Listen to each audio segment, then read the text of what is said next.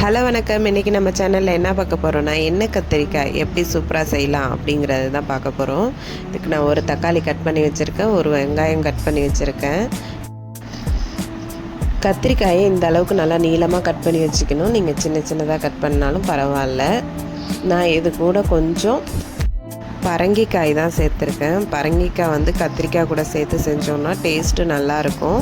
நீங்கள் வெறுசாக கூட கத்திரிக்காய் சேர்த்து செய்யலாம்.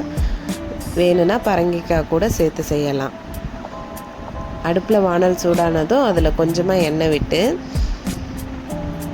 கடுகு, உளுத்தம்பருப்பு, ஒரு கொத்து கருவேப்பிலை, வெங்காயம் இதெல்லாம் நல்லா வதங்கி வரணும்.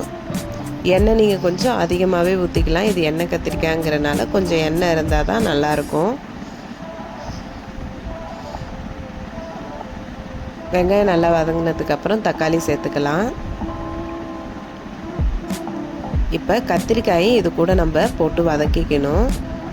எண்ணெயில் நல்லா கத்திரிக்காய் வதங்கி வரணும். அப்போ தான் டேஸ்ட்டு நல்லாயிருக்கும். நீங்கள் ஃபஸ்ட்டே எண்ணெய் சேர்க்கணும் அப்படின்னு இல்லை, கொஞ்சம் கொஞ்சமாக கூட நம்ம எண்ணெய் சேர்த்துக்கலாம். ஃபஸ்ட்டே நம்ம எண்ணெய் அதிகமாக சேர்த்துட்டாலும் நமக்கு அளவு தெரியாது. அதனால் கொஞ்சம் கொஞ்சமாக சேர்த்து நம்ம செஞ்சுக்கலாம். பாருங்க, நல்லா அந்த கத்திரிக்காயோட கலர்லாம் நல்லா சேஞ்ச் ஆகி வரணும். அந்த அளவுக்கு வதக்கிட்டு கொஞ்சமாக தண்ணி சேர்க்கணும். தண்ணி சேர்த்துட்டு காரத்துக்கு தகுந்த மாதிரி மிளகாத்தூள், உப்பு சேர்த்து நல்லா கொதிக்க விடணும். கத்திரிக்காயில் நிறையா தண்ணி சேர்த்துட்டோன்னா கொஞ்சம் கொல கொலன்னு இருக்கிற மாதிரி இருக்கும். ஒரு சில பேர் கொல கொலன்னு இருந்தாலும் சாப்பிடுவாங்க. சில பேர் வந்து எடுத்து சாப்பிட்ற மாதிரி வேணும், பீஸ் பீஸாக இருக்கணும் அப்படின்னு நினைப்பாங்க. அப்படி இருக்கிறவங்களாம் தண்ணி கொஞ்சம் கம்மியாகவே சேர்த்துக்கோங்க. ஏன்னா கத்திரிக்காயெலாம் டக்குன்னு வெந்துடும். ஏற்கனவே நம்ம எண்ணெயில் நல்லா வதக்குனனால டக்குன்னு ரெடி ஆகிடும். இந்த ஸ்டேஜில் உப்பு, காரம் எல்லாம் செக் பண்ணிக்கணும். வேறு எதுவுமே நம்ம இதில் சேர்க்க போகிறது கிடையாது. நார்மலாக மசாலா இதுமாரி எதுவுமே இல்லாமல் இந்த மாதிரி ஈஸியாக செஞ்சு பாருங்கள். டேஸ்ட்டும் நல்லாயிருக்கும், உடம்புக்கும் ஆரோக்கியமாக இருக்கும். இப்போ பாருங்கள், தண்ணிலாம் எல்லாம் நல்லா வற்றி நல்லா சூப்பராக ரெடி ஆகிடுச்சு. இந்த கத்திரிக்காவை அப்படியே ஒரு 10 நிமிஷம் சிம்மில் போட்டு ஓப்பன் பண்ணி பார்த்தோன்னா இது மாதிரி சூப்பராக ரெடியாகி வந்துடும். எண்ணெய்லாம் நல்லா பிரிஞ்சு வந்து சூப்பராக இருக்குது பாருங்கள். இது சாதத்து கூட வச்சு சாப்பிட்றப்போ அவ்வளோ டேஸ்ட்டாக இருக்கும்.